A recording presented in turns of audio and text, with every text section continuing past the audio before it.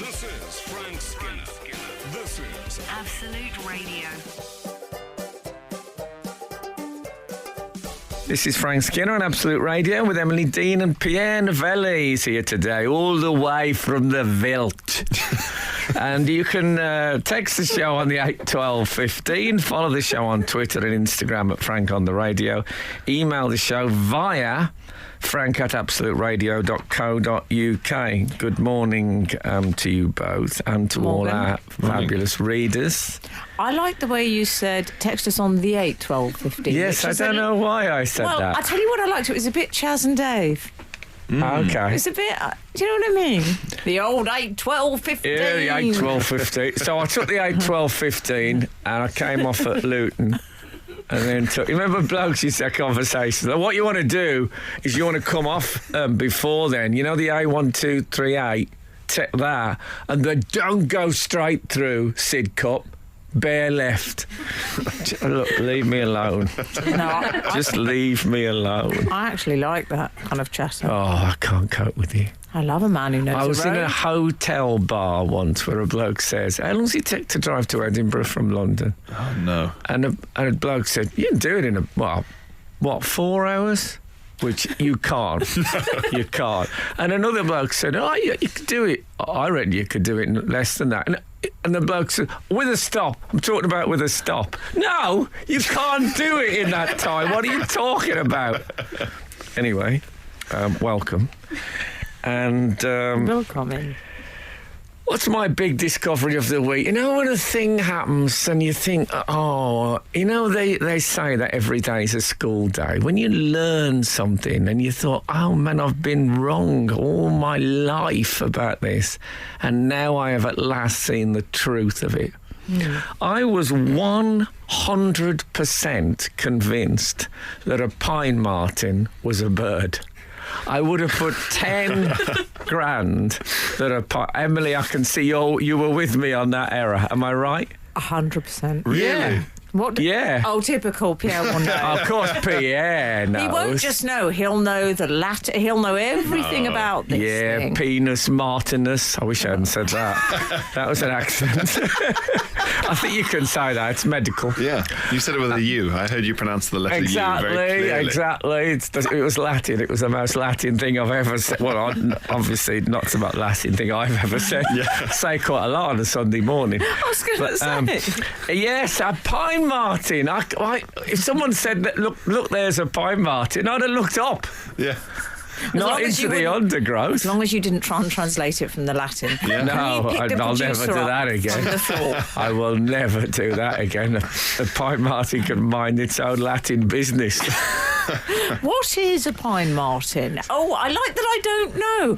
I want to prolong the ignorance for a bit. Oh, do you? I kind of do. Do you never get that? Well, I feel I'm slightly blowing its cover now. Yeah. It's a little furry animal, stoat-like. It sounds very up my Strasser. Yeah. Yes. I think one of its... I know nothing about it other than it doesn't fly. I'm taking the facts one at a time. Doesn't fly, not a bird. Yeah. Okay. Gobsmacked. Absolute. A bloke said that we're worried on the telly. This is how I found out. So we're worried that the pine marten population has been reduced. He said, but there's been signs just lately they're coming back. And I thought, well, that's good. They're getting a lot of cover. There's plenty of other birds struggling. What are you thinking? Who's their PR? Yeah, exactly.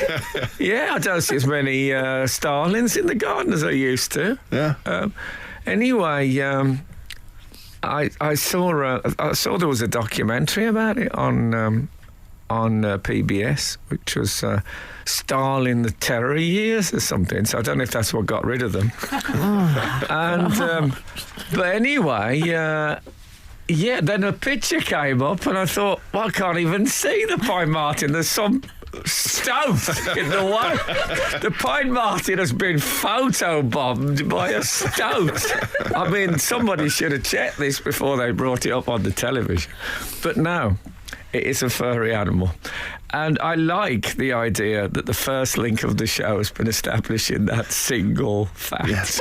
Yes. Frank Skinner on Absolute Radio. I just saw that Rishi Sunak's slogan is ready to Rishi. Ready for Rishi. It's not, let's get ready to Rishi. No, let's get ready for Rishi. I'm hoping he's going to sing, "Are you ready? Are you ready for Rishi?" And then all his supporters will go, "Yes, I am." And they would have that kind of accent. Yes. Well, I I'm can guessing. say that. I don't know. I'm allowed. And less rhythm. I No, don't they would know. say it like that. They go, "Yes, I am." Don't forget the blue wall. They might be going, "I am." I like the idea of a lot of sort of Winchester choristers going, "Yes, I am." I'd say he likes a video. Yeah. He might be putting that out there. But he'd have them, and then he'd have some blokes with whippets. Yes. But they wouldn't do this. I am. They go, "Oh, Aye. just to show that I'd been completely won over." Yeah. Not yet. Let's see how the intercity development goes. They say they changed, Intercity, inner. Sorry. they changed the lyric a bit, frankly. They go, "I don't mind." Are you ready for Rishi? Cut to them. Happen.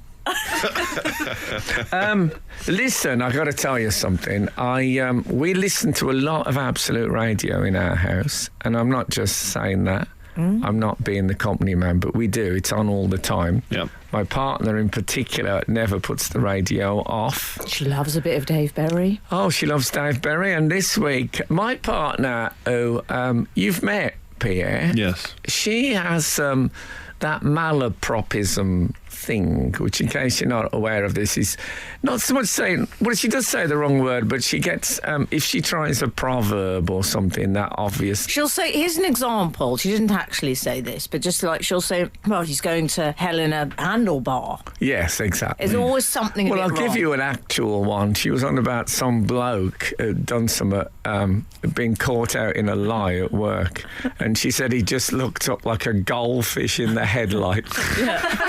Yeah, that's Pete Cat. It's a bit Chappaquiddick. But this week, I don't know what the subject was, but some subject cropped up, and she said, "Oh yeah, they were talking about that on Shane and Richie," which was supposed to be Bush and Richie, but had been turned into an Alfie Moon sort of split personality thing.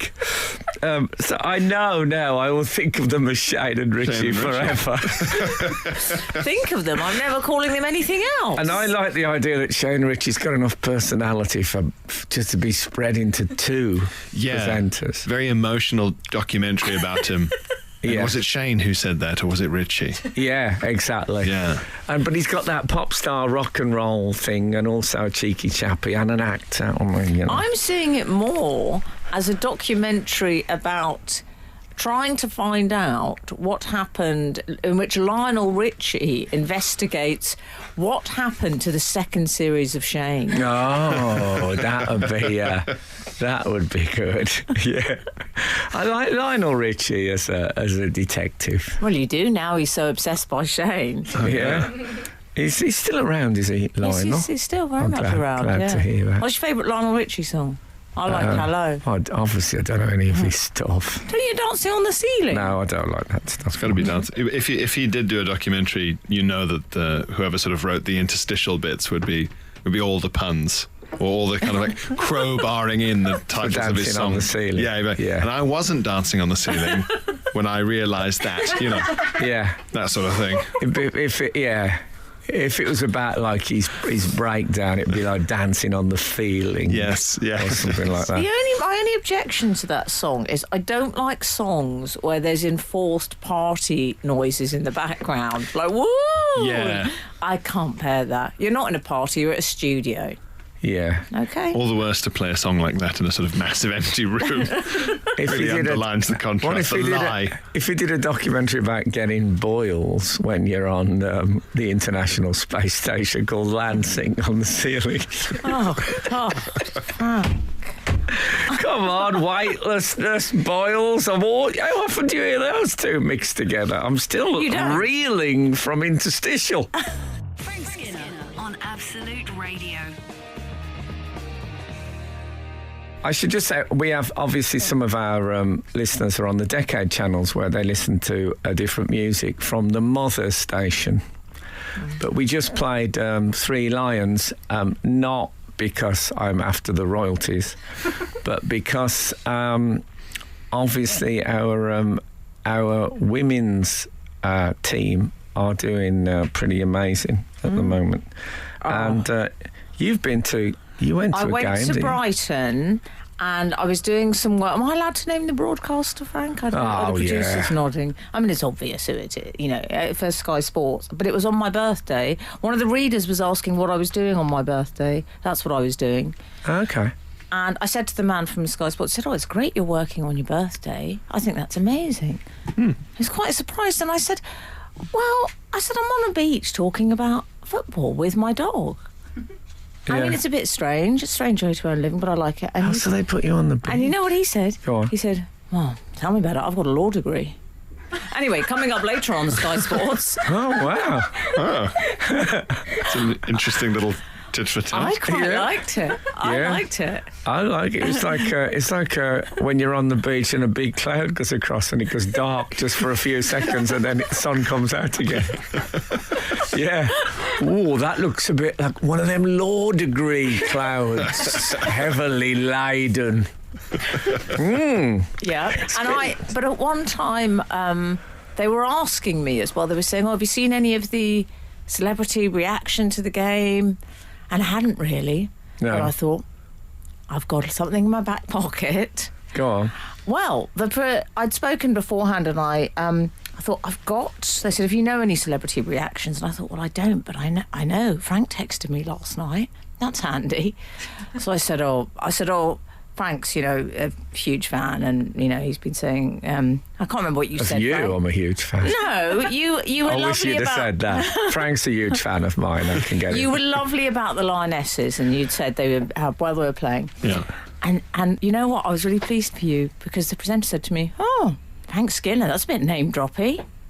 Okay. He's a bit out of date. Yeah. I suppose he was locked away doing his law degree. He hasn't noted my decline. But I like that scene as a huge name drop in the football circles. Oh, okay. It's like saying Ronaldo. Okay. I didn't know. Well, Do you count as a name drop? As you're my... No, I don't work think. with you. You're my boss. no, I think I'm... there was a time I was a mic drop, but now... no, I mean, we've watched all the games in our house. I'm not going to pretend that I know loads about... I'm sort of have to acknowledge I'm one of those people who only watches the Lionesses in tournaments. So I'm like those England fans who, come out the woodwork for the men's tournament. But... it's been great. I'll tell you one of the reasons it's been great, and this is probably not a good thing to say, but I don't think the defensive side of the women's game has developed as quickly as the attacking side. There's been some brilliant goals in attacking football. There's been a lot of errors at the back, and that is the dream combination for great games. Yeah. Years of professor-type coaches making defensive football a watertight art form has ruined football in many ways. Yeah. The major defensive error has been made almost obsolete at the top level. So you still get those, but some of the goals and stuff have been fantastic. I tell you what I do. I would have one complaint, not about the team. I really think that the badge on their shirt should be Lionesses. They should be mains removed. Well, They should obviously actually- I do, but that's my business. No, I think they. I think they should be. They need to wax the three lions and make them lionesses. Yeah. Okay. Wouldn't that be a great badge? Yes, but can you not go around saying you need to wax the three No, I lines, won't, I okay? won't. Because it might Okay. go down the wrong way. Okay, I won't. I won't bring that up again. But I still think three lines on a shirt should be lionesses. Let's give them a shave and remove their male tresses. What about that? Very nice. What about that? Oh. Anyway, that's the first draft. Frank Skinner on Absolute Radio. We have this in from Arthur Northerner. Oh, yeah. Sounds like a nice friend for you. Was it? Was his response to "Are you ready for Rishi"? Is that a sort of phrase like Johnny Foreigner, Arthur Northerner? Yeah, I hope so. Coming down here, all Arthur Northerner. It is now. Re-Kath. Frank, you have often regaled us with tales of Kath. How she lay down as preparation for fainting when you drained blisters. Oh God, yeah. Wears odd socks and inside-out clothes. True. Misquotes idioms. Yes. Liza Minnelli made her seasick. No, that is true. She blanked your prop gag. Yes. Said some women might find you attractive. I think it was some women might find you attractive dressed like that. Yeah. Yeah, I mean, yeah. Is it possible that she's secretly entertaining herself with your reactions to these performances? Is it possible there are actually 3 comedians in your household? Buzz has a track record with the practicals. Well, I feel that comedy often spreads by osmosis, and if you get close enough to my highly concentrate solution, it will eventually pass through your semi-permeable membrane into your less concentrate solution.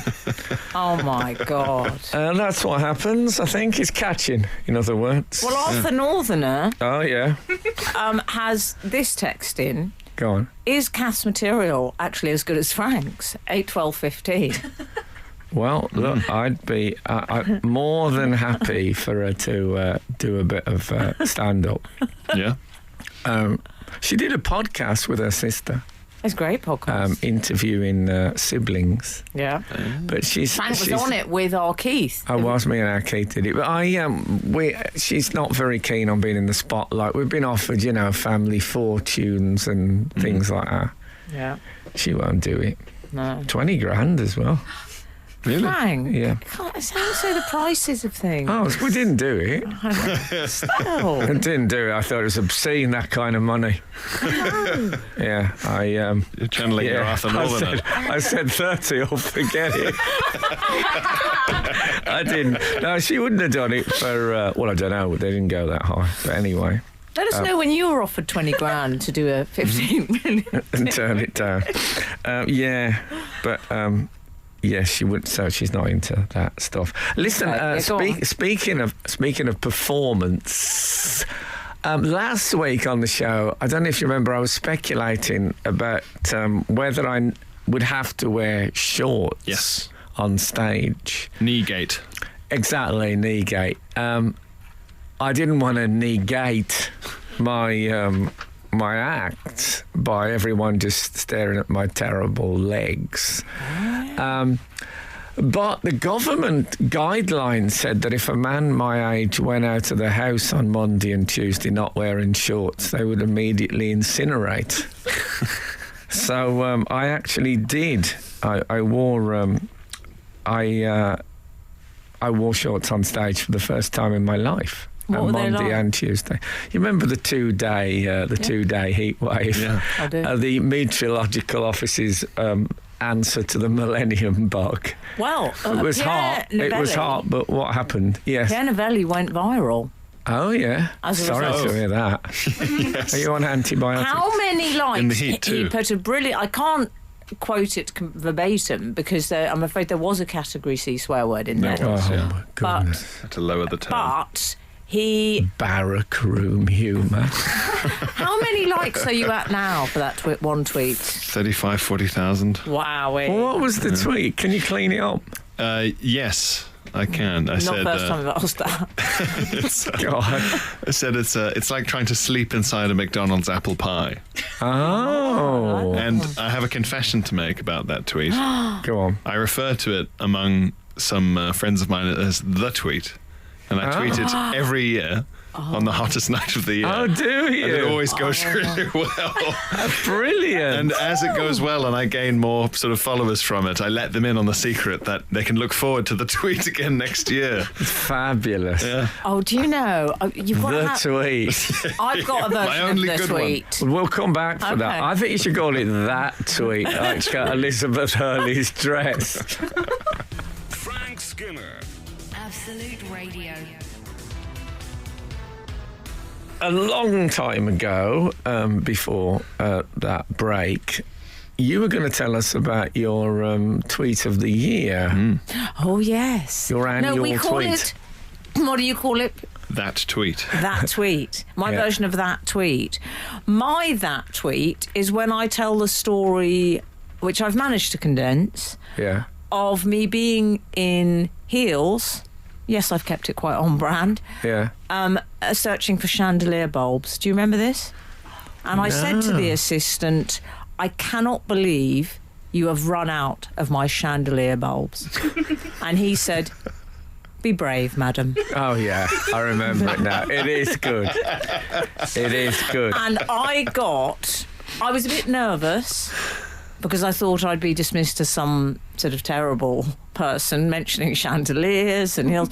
But I hoped it was self-deprecating enough. And I got a lot of love. I mean, I think my best, I think I got a retweet from Nigella. Ooh, That was a big moment. gosh. That was a good one. It's good when it's someone like that. They have a sort of a cold distance about them. Those sort of serving gentlemen, as it Yes. were.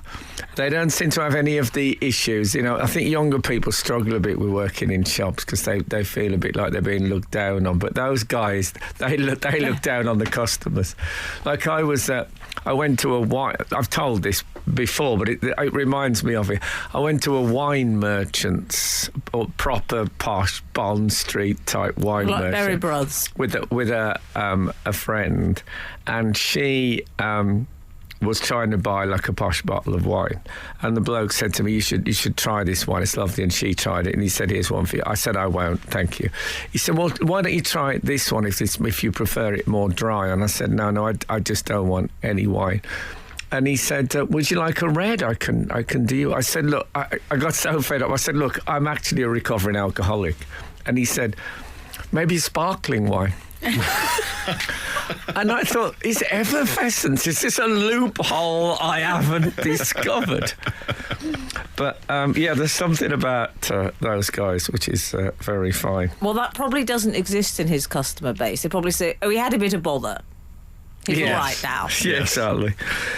So anyway, yes, so I did the show in the shorts. I wasn't so keen about it, because I think you have to talk about the shorts. Did you? Yeah, so, you have to sort of slightly apologise. Did you for it. apologise? And, yeah. Oh, good. And then on Tuesday, which was the hottest day, I think, in British history, we were told a lot. Yeah. Although, really, I went out in it and it was hot. And then I went in again. Yeah. Didn't seem like a game changer. But then that night, the audience was such a flat. Oh, man.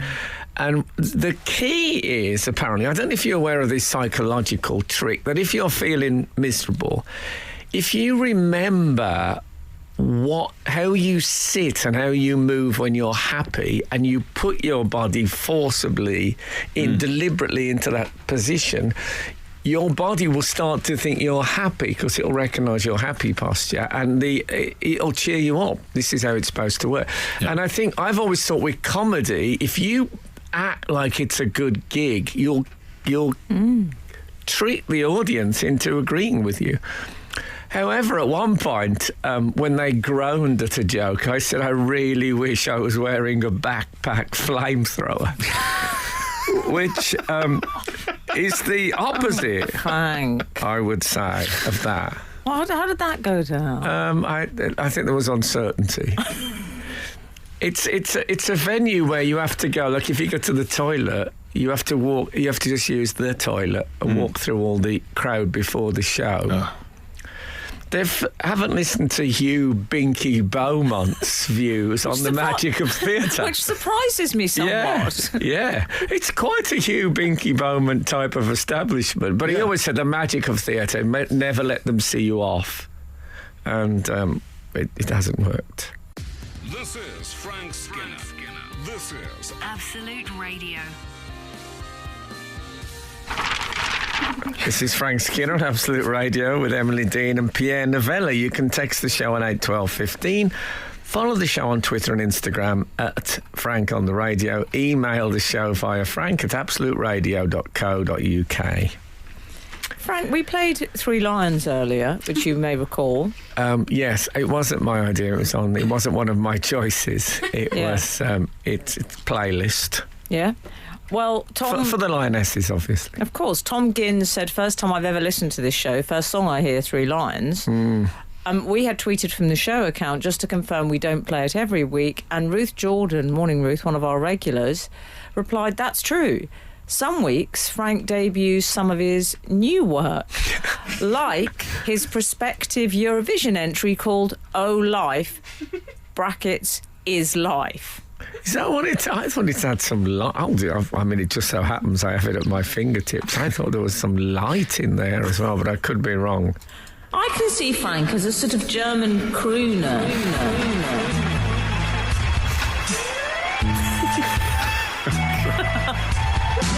And life is like a light that's shining on in the darkness.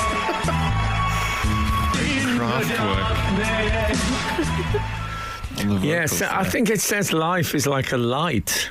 I don't think anyone can argue with that. Well, I mean, there could be many, many versions of this song.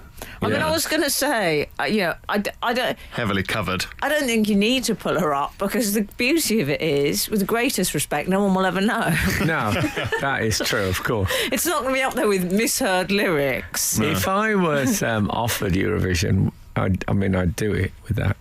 I'm sure that's reassuring news to everyone. Patriotic. But what's complicated is that they've asked if they can have it for the next Bond film. Sort of silhouettes of women diving off guns. Exactly. With torches. It's like a light. It's the bit when it speeds up that worries me. Well, I mean, it was impromptu, Yes. and I had no rehearsal space. To be fair, Lifelight could be a sort of good, like, GoldenEye style Bond title. Yeah, it could. Yeah. Lifelight. Yeah. Anyway, what have we had out else from the outside world? Regarding Pine Martens, Jamie yes. Brightwell. In case you missed the beginning of the show, my discovery of the week, mind-blowing, so brace yourselves, is that a pine marten isn't a bird. No, it's a small furry animal. It shocked me to the core. It isn't a bird. It isn't a plane. Yeah, it's a pine marten. It's a pine marten. That would be, if they have a pine marten series, it should open with people shouting that. I'm going to have to call it in the way that, the way I dismiss superheroes is by treating them like it's their surname. So I say Superman, Yes. Oh, yes. Spider-Man. Yeah. I'm going to have to say Pine Marten. Okay, well, it is an E. I think it's an E, is it, Pierre? Oh, yes, I think so. I think it's an E rather than an I. Martin. Okay. But Mr. Brightwell says, my dad had a stuffed and mounted pine marten in his shed. Stopped me and my brother going in there. It's now bleached blonde due to the sun. Yes. Even the ones at the Natural History Museum. It's one of the drawbacks of taxidermy is if you get them anywhere near the sun. Yeah. They've got like sort of an Arctic lion in there, a very, very pale lion. Indeed, they're really old, the taxidermy, and maybe they just don't approve of it anymore. Maybe what Jamie doesn't know is that his father went in there and very carefully bleached the pine marten himself.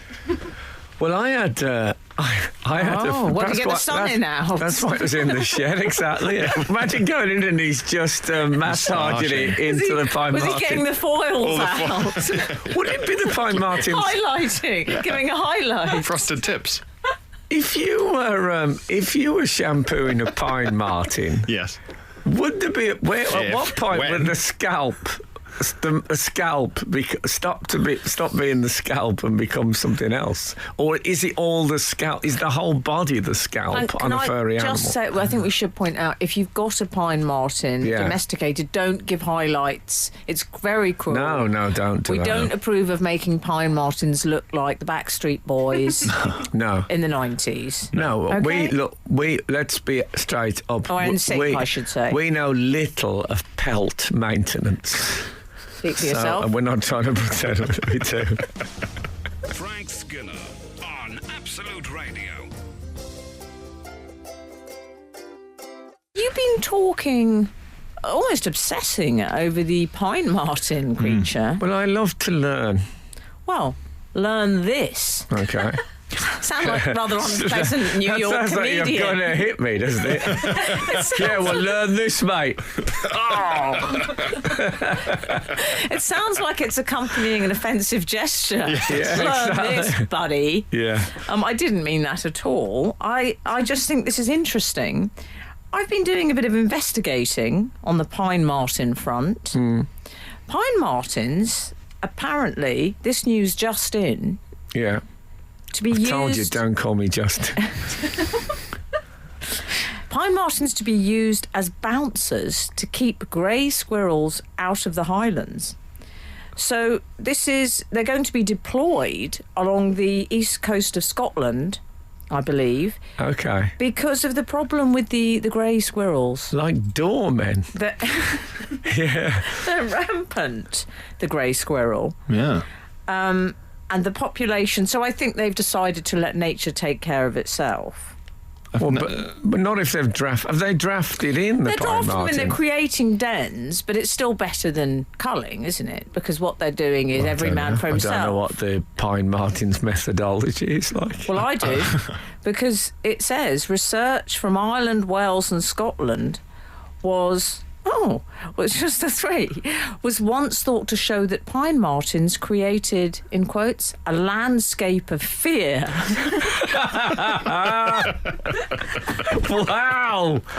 Wow, a landscape of fear. and someone said that's what we need here. There we go. A landscape of fear. That'll get the squirrels out. Just a very dour Highlander looking at a bunch of grey squirrels in his garden going, what we need is a landscape of fear. Yeah, but that terrible moment when the pine martens arrive on the buses they're brought in, and the catering company's there with sack after sack of birdseed. Terrible admin error.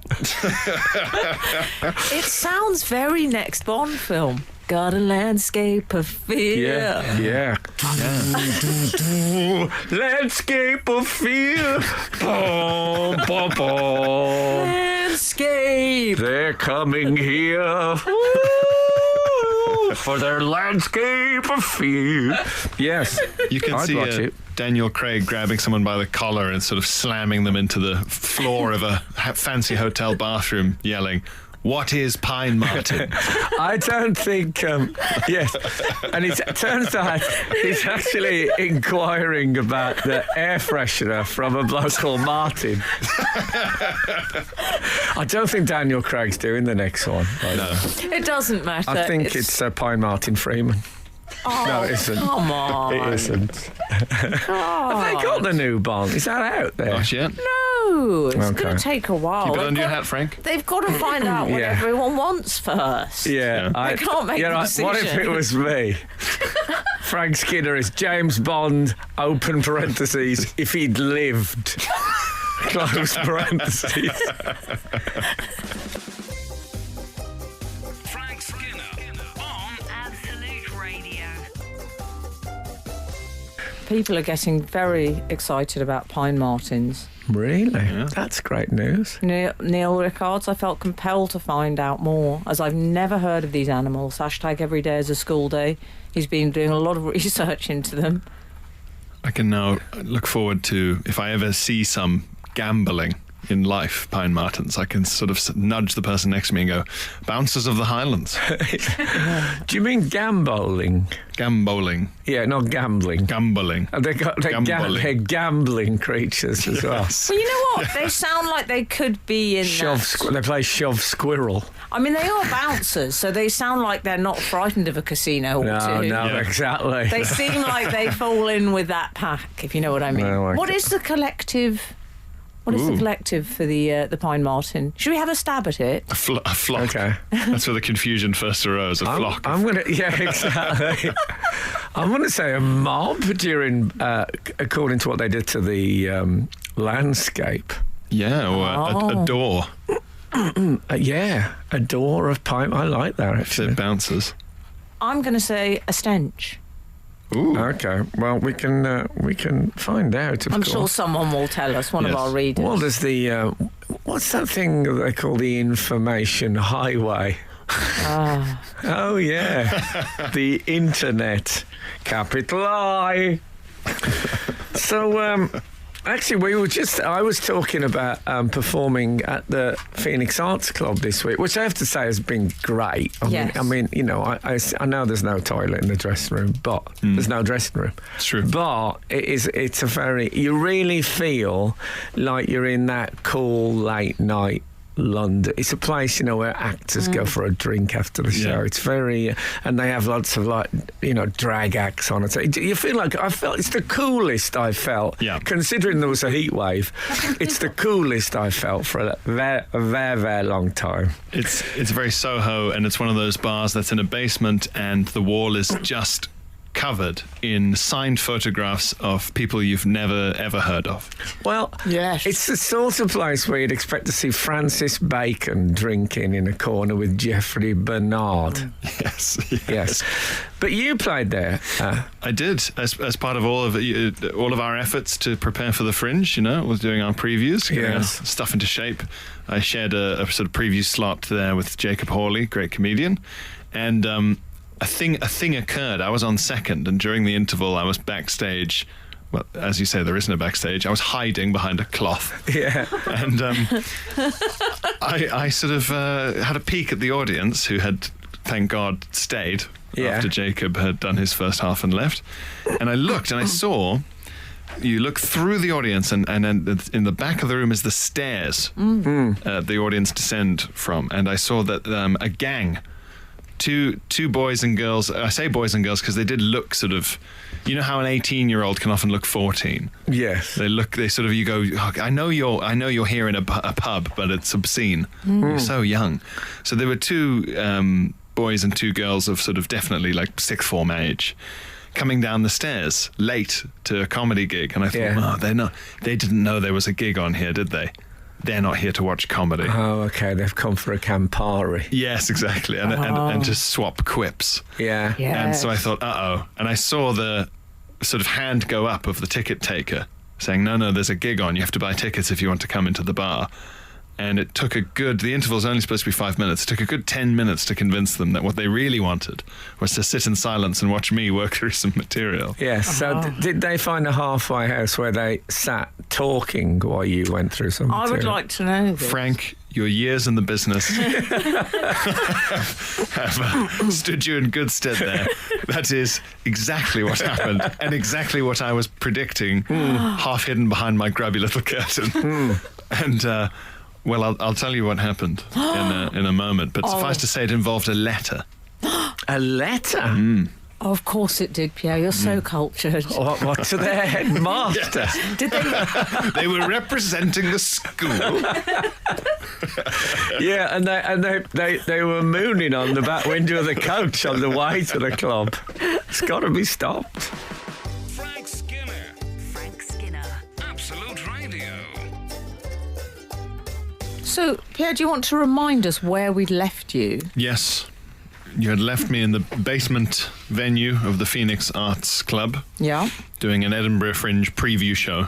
And When was this? Recently? May? Okay. April, May. All right, 24 hours in police custody. And the Pine Marten bouncers had let in some youths Were they the kind of youths who were, are you ready for Rishi? Yes, I am.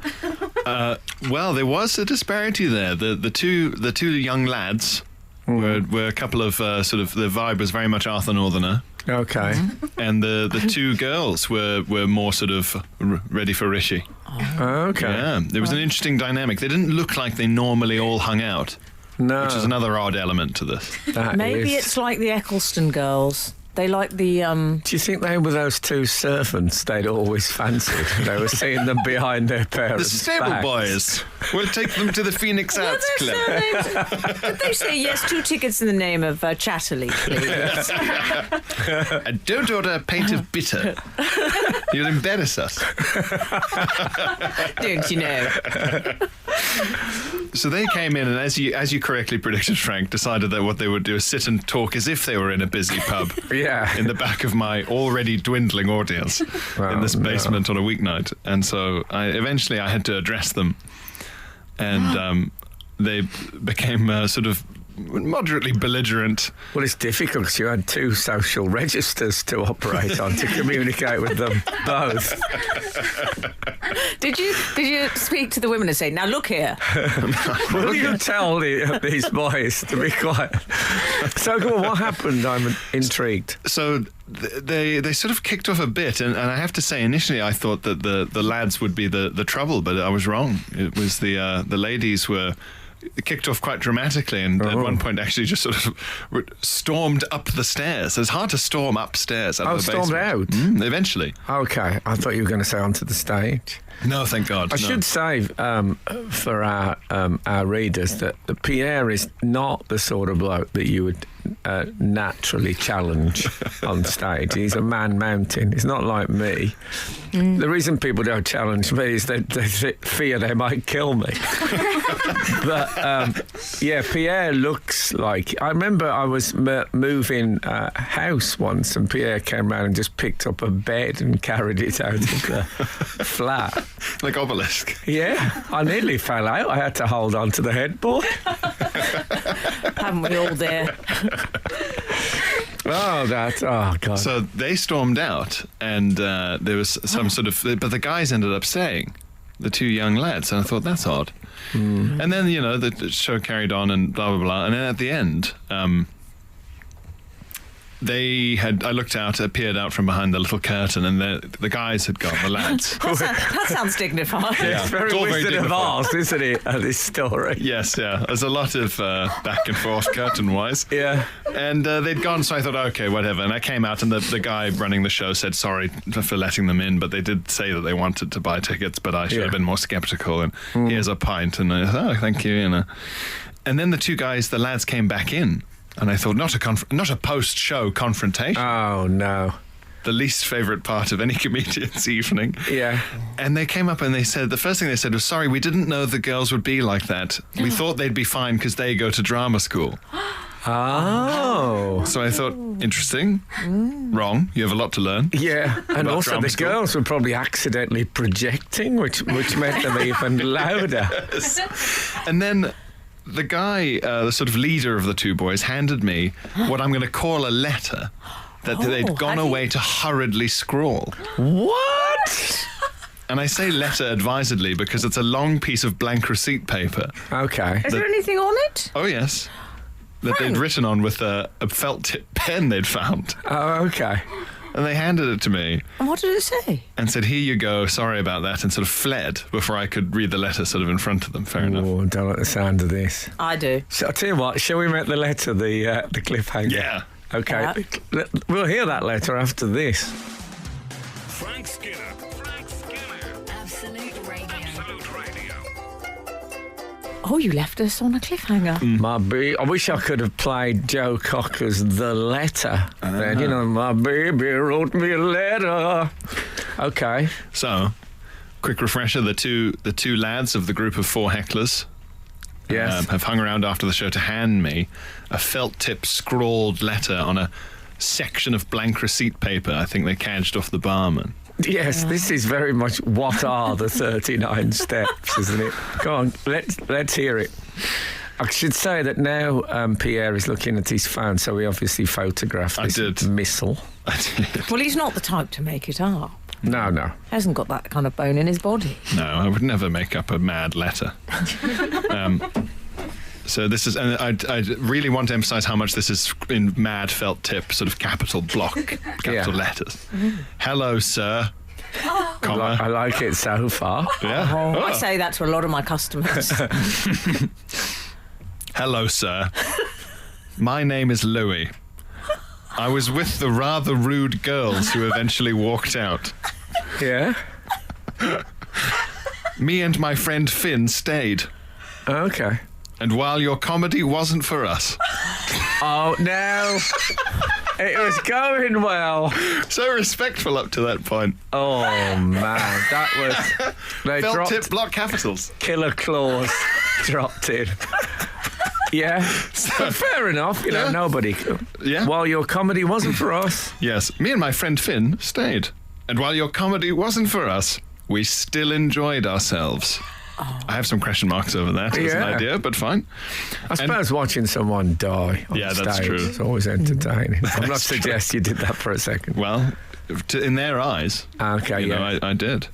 Me and my friend Finn stayed, and while your comedy wasn't for us, we still enjoyed ourselves, and we thank you for that. Oh, that's nice. It is nice. They've Can I pulled it say, back. Louis and Finn sound lovely boys. Yeah. And I think we may have misjudged them. Louis and Finn.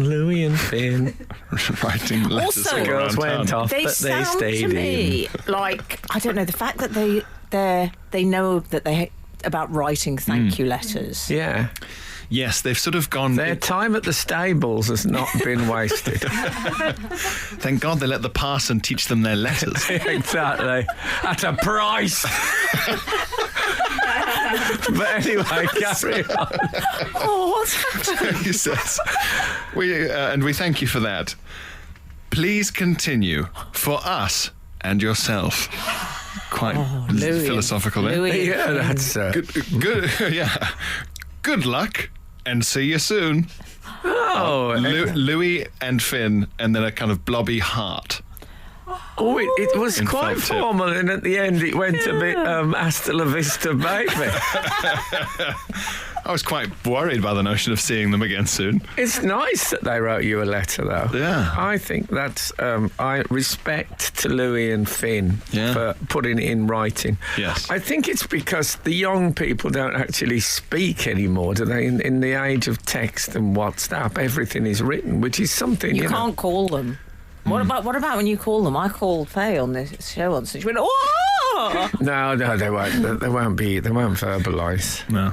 No. Well, you'll see a group of people sitting at a table and everyone is texting someone else or WhatsApping or whatever. They like the WhatsApp because it's very... What happened to James Taylor? If you can't be with the one you love the one you're with. That theory has been completely quashed. Frank Skinner on Absolute Radio. This is Frank Skinner on Absolute Radio with Emily Dean and Pierre Novellie. You can text the show on the 81215. Follow the show on Twitter and Instagram at Frank on the Radio. Email the show via frank@absoluteradio.co.uk. So, outsidey worldy. Oh, thanks, Chaucer. We've been talking about the pine martin, which I thought was a bird. Yeah. Well, Frank this Skinner. is the revelation of the morning. Yeah. Oh, well, it's been the week for me. I found out, I think, 2 days ago and almost fell off my chair. Simon of Sudbury has got in I'd touch, bought the Pierre. cage and everything, the millet. Simon of Sudbury's got in touch, Pierre. I'm going to leave that to you. When What I if read you went this into to- millet? Sorry, what if you went into millets Not and happening. said, "Can I get some millet, please?" And they said no. You could say, well, I think that's a very misleading sign. You've got outside. Sorry, I'm Emily. never going to go to millet. No, except I know had that. to with you once. Do you remember that? Yes. And I got so exhausted waiting for you, Yes. I ended up eating some Kendall mint cake. Yes, we got Kendall mint cake to get her through the test of me buying waterproof trousers. It's true. I'm just trying to save the sofa. Yeah. We've heard from 557. Oh, yeah. Good morning, Frank and crew. A group of pine martens is a richness. That's very good. Well, I bouncers, like they that. don't do badly for themselves these days. No, a richness of pine martens. Not sure how or why I know. I'm not sure why the name is such, but that is the name. Well, that's good. That's I'm from, a bit... can I just say, sorry, Frank, that's from a very long-time listener, Christine, from the glorious Isle of Wight. I'm a fan of collective nouns, and I shall remember that one. A richness of pine marten. That's 2 pine marten facts I've learned this week. I suppose 3 if you count a landscape of fear, The old, which is their modus operandi. Yes. well, I tell I you, think my most successful Latin of the morning. well, I mean, the bar was low, darling. Yes, indeed. You see- Waist height, one could argue. Oh, heavens to Betsy. Simon of Sudbury gets in touch. Just doing further research on the pine marten, and note they were subject to persecution in the 19th century. Presumably this was on account of their Huguenot connections. There you go. They've got... No, is that some sort of hoax? Some sort of... 19th century is a bit late for Huguenot persecution, isn't And it? also, what are their Huguenot Well, Simon of connections? Sudbury will enlighten us because he does do that. Yeah. I think he's just trying to do an association between other persecuted groups. Oh, okay, fair enough. Either that or pine martens are now bouncers but formerly renowned for delicate lace weaving. I think we need to workshop this at a later date. Yes. But well done, Simon. For, I mean, if anyone can workshop an anecdote involving Huguenot connections and persecution in the 19th century, I feel confident it's Frank Skinner and Pierre Novellie. that's very nice of you to say so. I take that as a Yeah. mighty compliment. Yes. I think I went to school with Huguenot connections. Hello, notice me things. So, Oh, dear. So, look, while we're on this topic, the there pine was marten. there was a. Well, I mean, I don't know if they're the same family. They look like they might be, but there was an otter-based story. I this know week. exactly what you're talking about. Ah, And I do know. it wasn't Tarka. I don't mean I've been reading Tarka the otter. Do you know Tarka the Otter? Oh, it broke me, that film. Did it Do break you? Did your parents take you to see that? It was so sad. I don't think I've ever seen Tarka the otter. I mean, I think the author might have been cancelled for various Yes. difficult political... Yes, I believe the author, something Okay. Williamson, Okay. actually attended a Nuremberg rally. Such was his support for Adolf Hitler. Really? Yeah. Oh, dear. But, you know, I mean, it's difficult. it's a shame to take the book away from the children. They don't need to know about that. They just need to know about the otter. No. Do you know Tarka the Otter? It was one of Can I Frank's... tell you another strange Williamson Please do. fact, which I don't know... Well, it depends. No, it's Williamson, who wrote Tarka the Otter, died on the day that they filmed the death of Tarka the Otter for that film. He died. That happened on the same day. Did he die in a bunker? No. I think he was in a den underground. No, I only know that because I read a book about Ted Hughes, and a very influential book on his life was Tarka the Oh, Otter. Frank. Oh. Did he have an Alsatian called Bleachy? I don't know anything else about He had a William. pine marten called Bleachy. About William, yeah, from his dad's shed. Frank Skinner on Absolute Radio. So look, this otter. Yes, this... Oh, the collective... Do you want to know? Oh, I do know. I do know What is it. it, Frank? Oh, it's a romp. Yes. A romp of otters. Oh. And I'll tell you why that is, I think, Go on. is because otters, they make water slides out of stuff and they slide on them. You know, the last day of I'm a Celebrity, when they have that big thing where they have to... Otters, that's based on the otter reality world. Yeah, incredible thing. Right. You don't really think of animals not making playground equipment. No. Do you like otters? I don't know if they'd... I'm not saying they'd stretch to a flume. No one's suggesting that they are flume capable. I'm talking about a makeshift water slide. Flume. I never said flume. Don't misquote me. Flume capable sounds like something... It's quite threatening. But they sound like they might be a bit... I mean, they're a bit rompy. So... I think they're nicer than... pine martins. I think they're sort of... What, landscape of fear? I think they're the friendly face of the draft excluder style animal.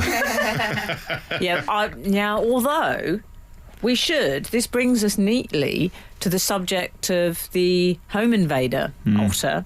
They don't often do this. They don't like humans that much. They have been known to lash out. You have to get to know them, I believe, Otherwise, My partner was attacked by a squirrel on Hampstead Heath. I don't know if you remember that. But to be fair, Casper's been attacked by a lot of creatures. Yes. It spiralled up her leg and left a scratchy trail. That's what she told you, anyway. Behind. I'll tell you something else about otters. My dad was a poacher. Okay.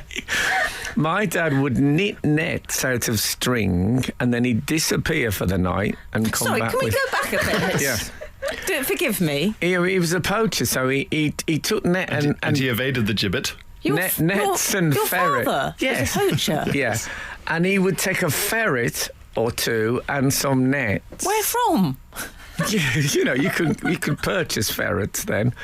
Ferrets, I'm guessing, of a similar family to the otter and the pine marten. Certainly to the pine marten. They're, long and lean. And so what you do is find a rabbit warren. Say if there's 10 holes, you'd cover 9 of them with the net and then put the ferret down hole 10 and just wait for... Now, I believe that that people used to put nets in the water and get otters to chase fish into them. So the underwater version of poaching. Oh, I love that. When you get like any land thing that you see done underwater, and it's the underwater chess. Have you ever seen that? Oh, with the scuba divers. Yeah. What's your favourite land event that's been switched to underwater? 8, 12, 15. This is Frank Skinner. This is Absolute Radio.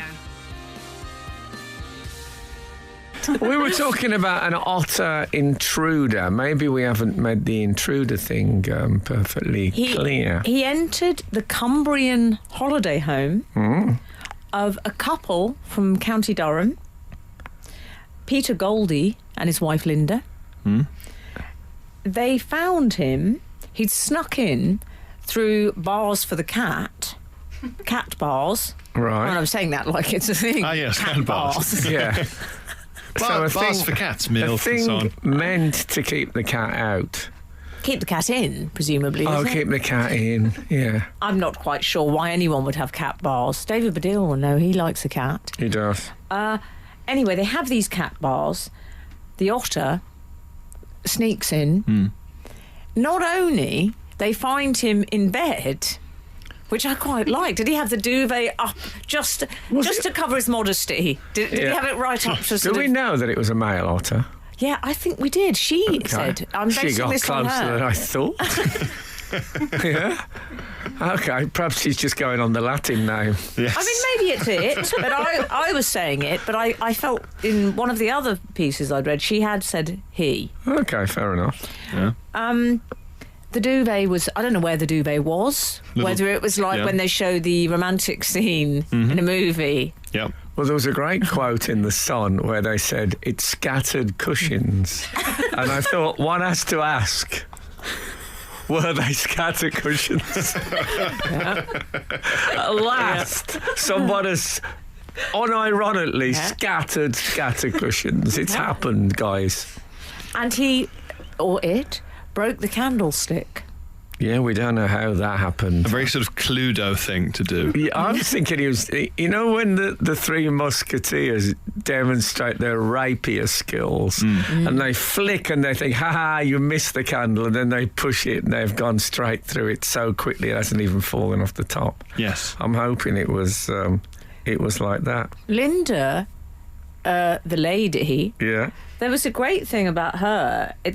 She said, I was reading a book in my conservatory when I heard the commotion. Okay. 1764. I mean, who does that of a day? I'm liking Linda. Is I it liked Linda? it. It really made me like her. That. Yeah, when you're in your Cumbrian holiday home, Yeah, you exactly. should read a book in your conservatory. Well, she said, according to the Sun, that the otter sauntered down the hall like it owned the place.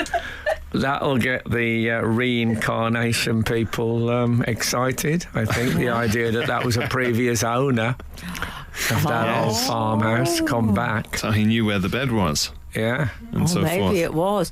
Yes, because Oh, actually, from that same Ted Hughes biography, Ted Hughes' mother was claimed to be psychic, and she said a ghost appeared in their house looking for her daughter.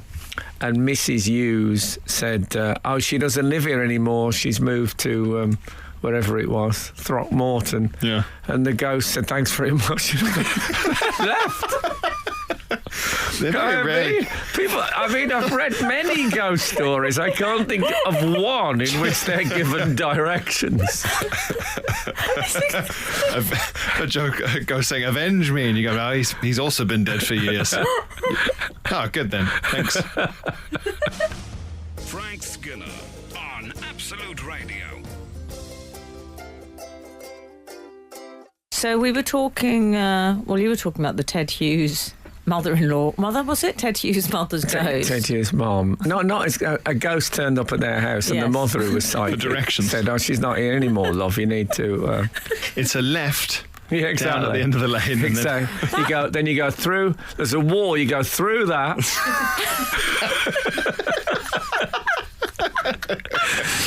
That does remind me of the late Derek Acora. Yes. If you're listening, and I'm sure you are, Yeah. he used to say when he would contact the spirit world, I remember hearing him once saying, if you would please leave the building, we would be very much obliged. Thank you. Oh, did he used to say that? He would talking use to language Elvis. like that with the spirit. Thank you very the much. ghost of Elvis. I'm Thank you very afraid he let himself down a bit, Derek, when he did the pet communication program. What happened now? I don't So think I saw people would that. come on to talk to their dead pets. And this woman said, I had a Jack Russell Terrier called Paul. Right. And he said, yes, Paul's here tonight. He said, now, Paul, he's got a character, hasn't he, Paul? He says, I can see him marching through the world of spirits, full of himself. And I thought, you know what, Derek, you finally pushed me to the point where I don't believe you. That's how far. I've been with you all the way, Yep. but no. Even my chewing gum-like stretchable credulity has Yes, snapped. but now. I don't believe that dog is marching to the world of spirits with any kind of force. No. I think if it's anything, a subdued character, uncertain about where it finds itself. Anyway, You'd said that I'll for tell you every something pet. else, another fact. Yeah. When I was in Korea filming many years ago. Have you ever been to Korea? No. Kimchi every meal. Incredible. But in Korea, if you see an otter, then rain will pursue you for the rest of your life. The rest of your life. Yeah. Just saying. Is that the answer to the question, why does it always rain on me? Yeah. Yeah. Exactly. You saw, remember that otter you saw? You know what? You are Is it hanging because I out- saw that otter while eating kimchi? Yeah, you don't have to eat. The kimchi is not part No. of the superstition. Favourite animal-based superstitions, 8, 12, 15. Have we had any What's the most favourite obvious? It's underwater? always the cat. Have we had any favourite? No, the magpie for me. What Yeah. is that? Can we just clarify the magpie? If you see one magpie, One for sorrow, Yes, is it so two for joy? yes. So if you see one, first of all, you're supposed to look around to see if there's another one. I haven't got time. Yeah, and if you haven't got time, you salute the magpie. I'm and not say, doing that. It's embarrassing. I still do it. I mean, if there's people around, it's just like I'm scratching my head a bit with the Yes. with my fingernails. What are they? Yeah. Some sort of like terrible And then you leader. say, good morning, Mr. Magpie. I mean, I don't want to discuss the gender issues in this superstition, but you say good morning, Mr. Magpie, and then that's it. You get off the one for sorrow. Yep. Yeah, Do you salute magpies? I'd say it's one of the few superstitions, perhaps the only superstition I observe. Oh, that's a good one. Which one? I think I avoid ladders, but not for. Do you walk under ladders? Well, I would walk under a ladder, but I think that's more of a practical. Well, mine's more of a Benny Yeah. Hill hijinks Yes. reason. Yeah. So I don't want to get involved in any little. No.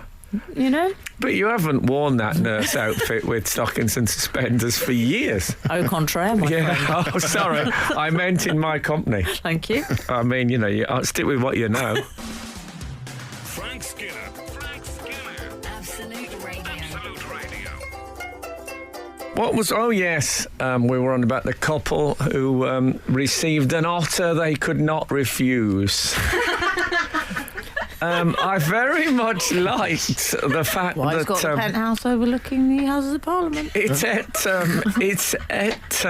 the cat food, the otter. Yes. Oh, I cat. don't like that. Or as they called it in the Sun, the Moggie's Grub. Yes. And I thought, is Shirley Valentine editing the Sun nowadays? Well, the Moggie's Grub in So why did 2022. they try and make it sound like a Coronation Street pension in 1968? I have to say, is there a term for that? That sort of like weird, old-fashioned, but also infantilized newspaper talk. Yes. Because I Make one up. truly hate it. Well, it's in the is it in the same Venn diagram as top people when they use that phrase? I'll do that, yeah. Yes, they like top people's restaurant, top Yes. people's suburb, Yes, or leafy London suburb. Tiny Tot scoffed the chalk, that sort of thing. It just makes me want to peel my head. I really hate Why it. do you do it? I like it when one of their, if it's a pop star, one of their hits is mentioned in the description of them. So they could say the toxic warbling star Britney Spears. I'll tell you the why do you have classic to one. do that? They always do. The mysterious girl. Poor Peter Andre. I mean, that came out about 30 years ago. But they use words like chart topper and stuff, right? So Yes. the mysterious girl chart topper Peter Andre. Yes. You're right. Moggie's Grub. It's like they've got a sort of mad beano thesaurus that Yeah, they're exactly. legally obliged to use. I hate it. Exactly, yeah. And we all had botties afterwards. Yes, what is the reliance on, as you say, scoffed is always... People don't eat things, do they? They scoff. As they slurped down their Oh, no, I think you'll find champagne. they quaff champagne. Yes. Yes. Especially if it's posh people, top people. And it's still one of the few places you can find a tycoon. Which you never hear in normal conversation. Yes, apparently he's a tycoon. He is like the Monopoly man. Yeah, it's gone. Who did we establish wore a monocle or didn't? This was one of those great things where... Well, I get mixed up with Mr. Peanut from The Planter. Yeah, but you're obsessed by him. Yeah, I do love him. I remember we had a phone-in once about where does Mr. Peanut connect the other end of his monocle? Does he fit it into his own fibrous shell? I'm afraid you had a rather disturbing theory about where it might go. Yeah, nevertheless. I'd say I feel for this couple, though, because an otter, I would be terrified if there's an otter in the house. It's a very sort of whimsical English countryside burglar to have, isn't it? Oh, no, but wouldn't you be frightened? Well, Have you ever had a bird in the house? well, I think you have. Sorry, I was just practicing my lines for my new The Lightly Lads musical I'm appearing in. No, a bird in the house is terrifying because they flutter about and excrete Worth and more knock than one things of the over. birds, two in the bush. Yeah, two in the bush is even more uncomfortable. Oh, for God's sake. Anyway, It's because there's an element of flapping at the sort of face, like moths as well. Yeah, exactly. Whereas an otter, I feel, is much more of a sort of watch out for your... Do you know what I do? Feet, When I yeah. have flies in the house, I talk to them like my dog. And I say, come on, darling, good boy, leave now. Leave, come Do on, you? there's a good boy. Do you know? Something quite Derek Acora about that.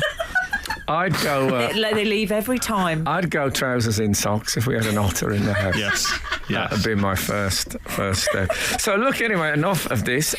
Thanks, Pierre. It's always great to see you. Pleasure. And you know what? Thanks for listening this morning, everyone. And if the good Lord spares us and the creeks don't rise, we'll be back again this time next week. Now get out. This is Frank Skinner. This is Absolute Radio.